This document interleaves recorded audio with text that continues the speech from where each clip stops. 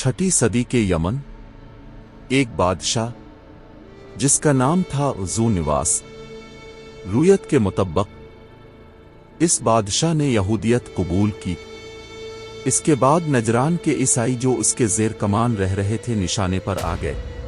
उन्हें बताया गया अपना मजहब छोड़ दो वरना आग में जला दिया जाए। जमीन में गहरी खंदकें खोदी गईं, इनमें आग जलाई गई और फिर इन लोगों को जिंदा फेंक दिया गया सिवाय और 3 बुजुर्गों। सिर्फ अपने ईमान की वजह से बाज़ मुअर्रिखीन ने 20,000 दर्ज किए हैं, कुछ 40,000 तक का जिक्र करते हैं। कुरान मजीद की आयत में उनका जिक्र है। असहाब अल-उख़दूद सूरत अल-बुरूज में जुल्म की आग बुझ जाती है मगर इसका जिक्र तारीख में हमेशा जिंदा रहता है।